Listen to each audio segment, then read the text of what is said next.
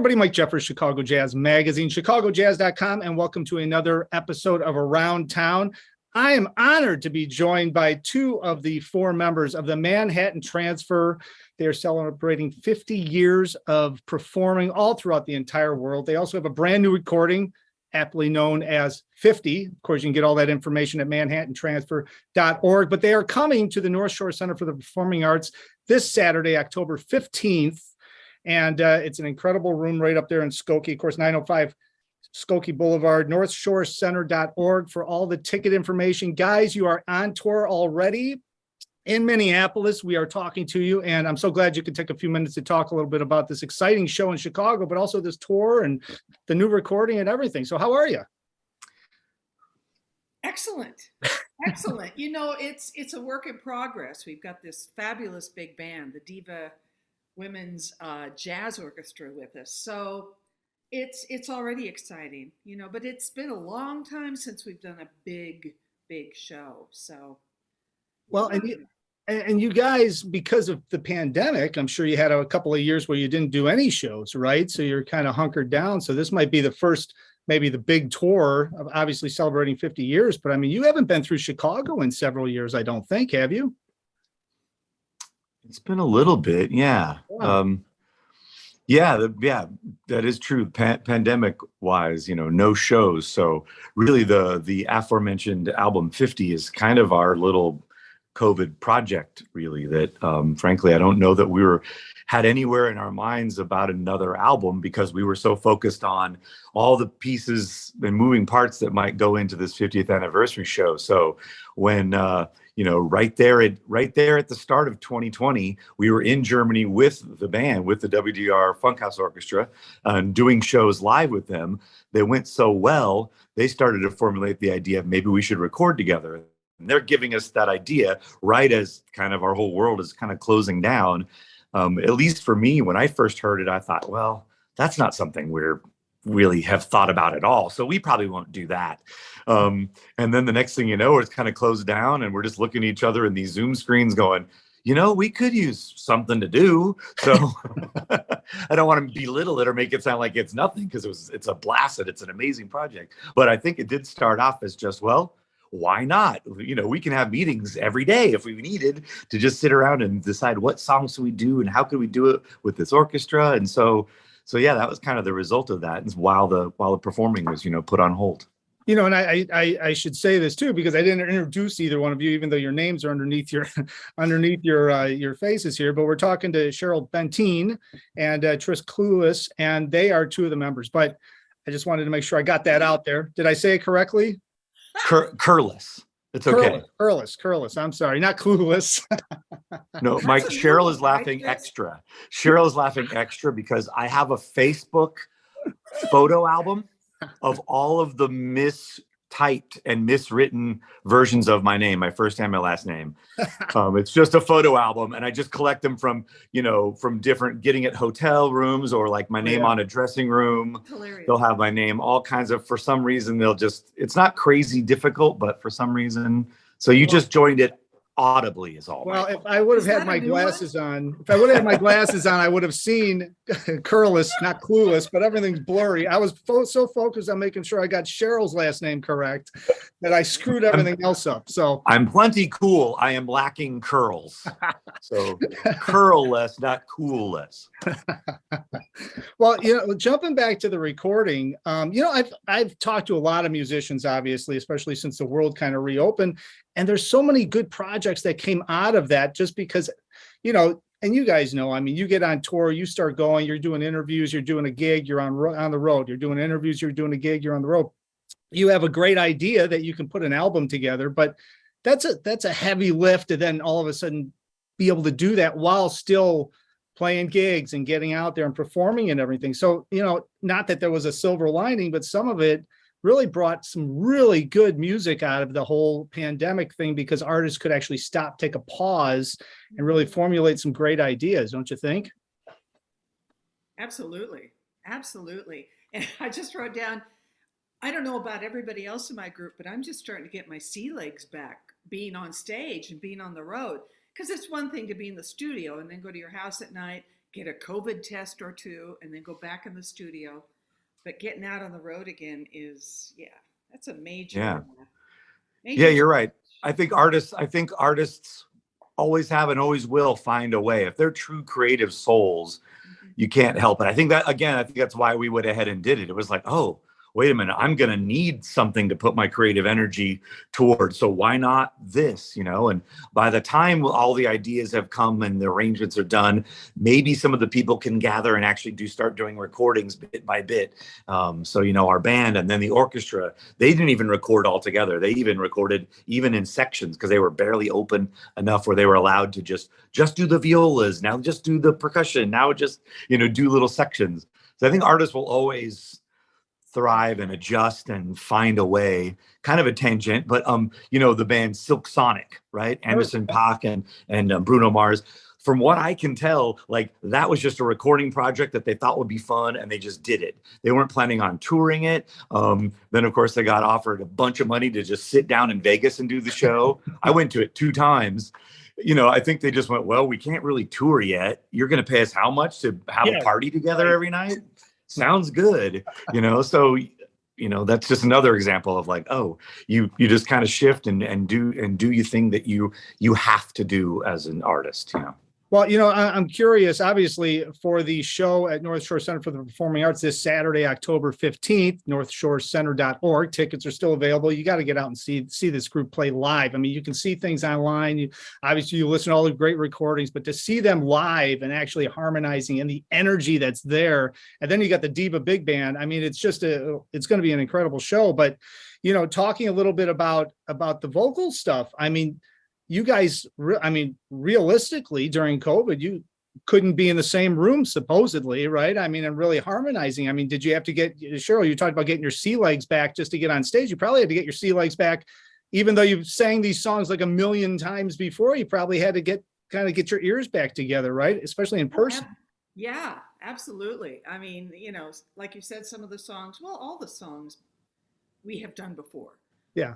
But in a different setting this time, with a different atmosphere, with the symphony, so we did, alter the songs, which made it actually fun. It was actually more fun than to just do them straight through the way we normally would have done. Yeah.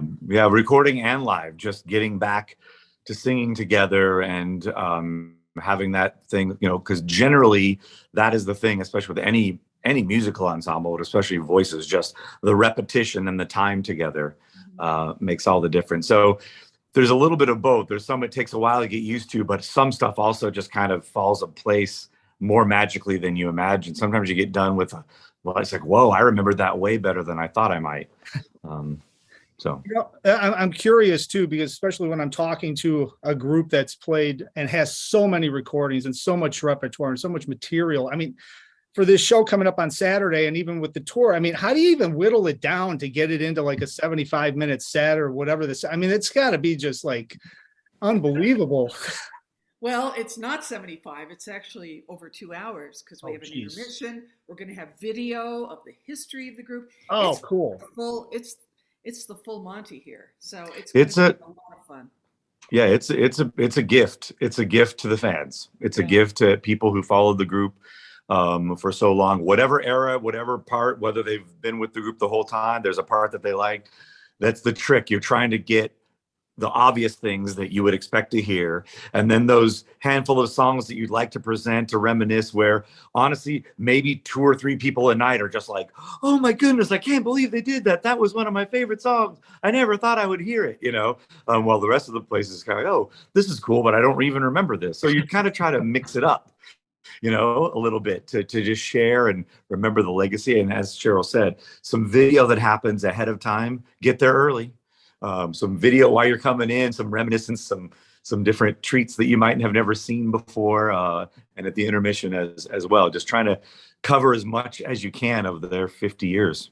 So talk a little bit about 50, the new recording, right? I mean, is this all original, all brand new music that you guys are putting out, or arrangements and all that, where people haven't heard some of this stuff, or is it some of the older stuff mixed in and maybe rearranged, or what's the whole repertoire of that?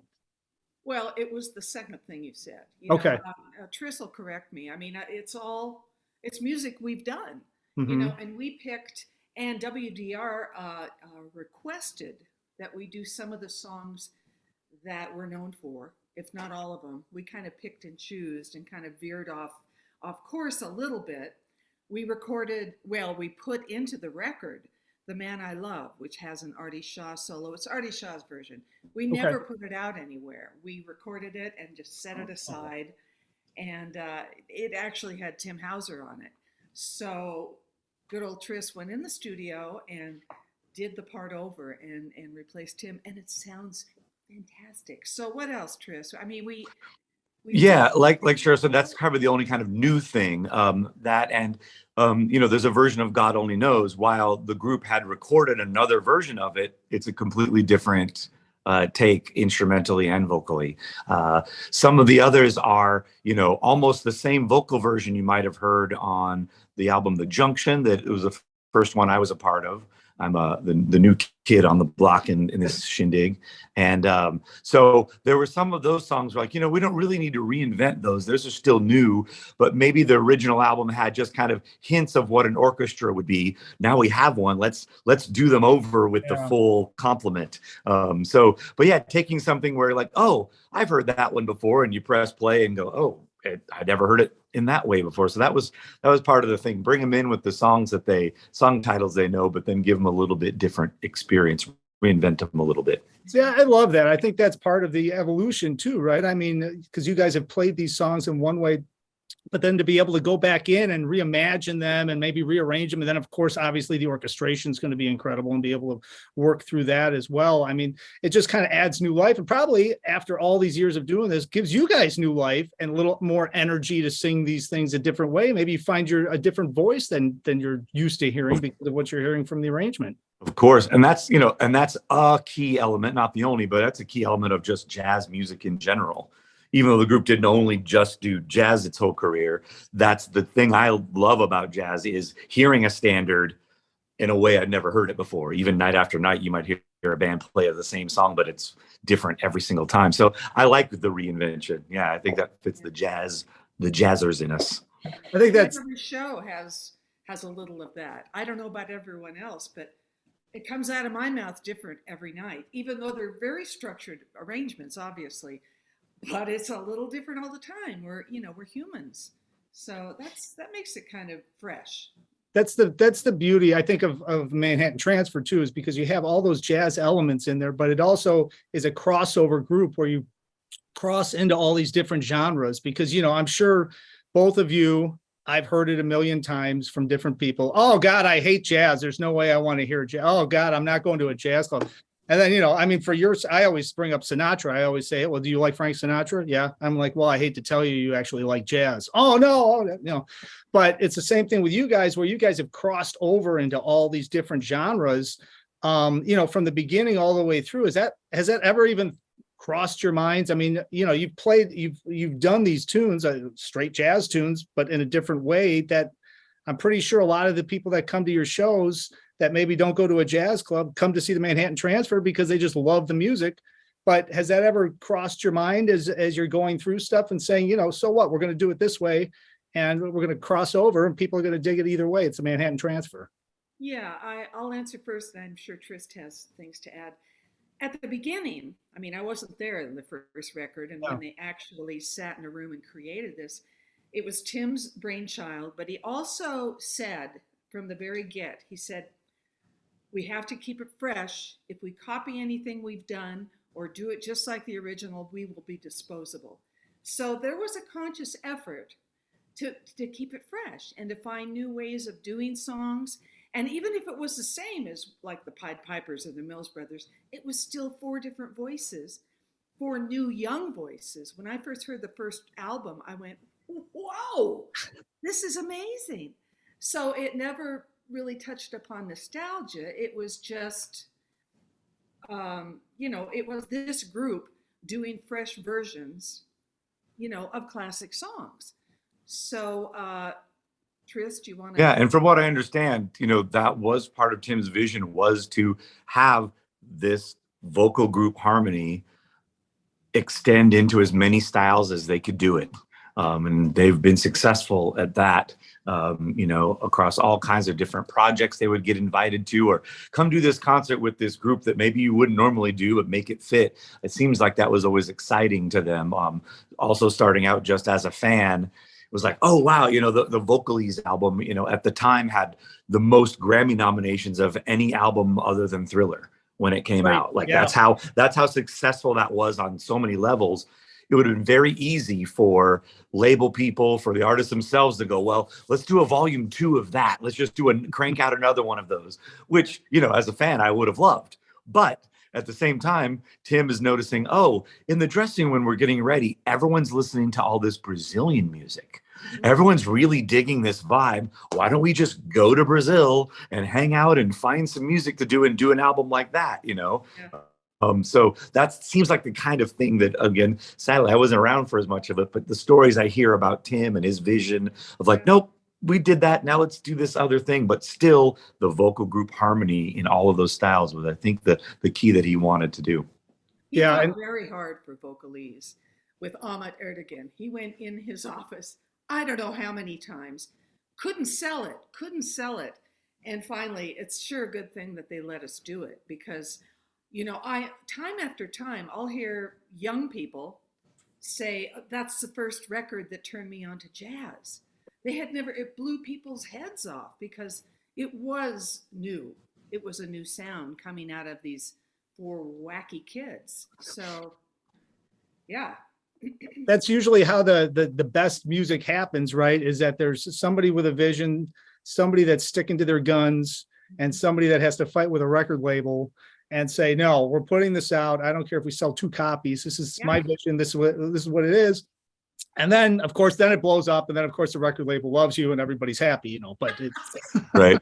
Yeah. And I asked Alan specifically about that, because, again, from the outsider, I'm always trying to get stories out of these guys.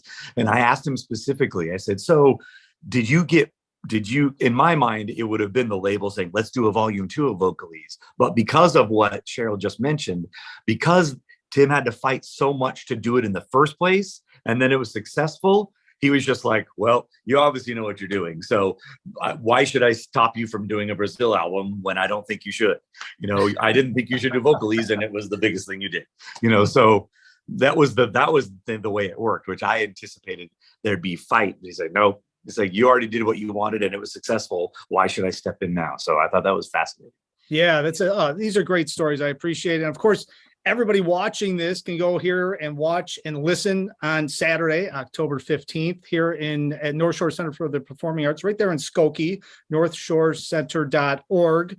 I'll link everything up, obviously, below. Everything's on chicagojazz.com. Now, before I wrap this entire thing up, you guys are doing, this is your 50th anniversary final world tour. Obviously, you both have other projects that you're doing, and you both do different things. Reading up on your bios, you both have fascinating bios outside of the Manhattan Transfer. I mean, it's obviously going to continue on outside of just the Manhattan Transfer. I mean, with other projects that you both have. Why did the group just decide? Because I'm always curious, because when I hear the final tour, it's got to be kind of, even for the people in the group, like, is this really going to be the final? Maybe it's the final tour, but maybe not the final performance or something like that. I mean, getting on the road's a different animal, I'm sure. I mean, so how did you guys come up with saying, you know what, it's 50 years. Let's say this is the final tour for the world tour. Well, 50 pretty much kind of like, defines it. Yeah. That's a long time. That's a long time. And vocally, we're still singing all this stuff. But there will come a point. I mean, the vocals we do are very demanding every night, from Birdland to even Boy from New York City, because of all the styles. And what you said about traveling, it's a lot harder than it was when we first started. Yeah. It's a lot of work, and we want to go out with a bang. Well, I love it. I appreciate you both being on. And of course, the Diva Jazz Orchestra is with you, and that's a powerhouse orchestra. Just before we wrap the whole thing up, are they like doing a set in front, or are they just playing with you guys and backing you up? Or how does the whole set work? Because I know they headline a lot too and travel all over the place. So it's quite a double bill, if you want to say. Yeah, it is kind of like that. It's mostly in tandem, you know, and they're celebrating 30 years of that organization as well. So it's largely that. There may be a time that they play without us. You'll have to come see what happens. Well, I love it. But they're on a good chunk of the show, on and off. It's lots of surprises. I don't want to tell you how it happens because you have to go see it. That's right. You got to go see it. So, all right. So Saturday in Chicago, of course, if you're watching this online, and I know we have a lot of viewers all over the place, visit manhattantransfer.net for the new recording, for the upcoming tours. Cheryl, Trist, I appreciate you both jumping on real fast from Minneapolis so we can get the word out about this. And it's great meeting you. This was a fun conversation. I look forward to maybe having one down the road at some point in some other project. But I appreciate you guys jumping on. Thank you, Mike. Likewise. Thank you. Nice to meet you. And of course, thanks for everybody for watching. And all the information is on chicagojazz.com. Until next time, I hope to see you guys somewhere out on the scene.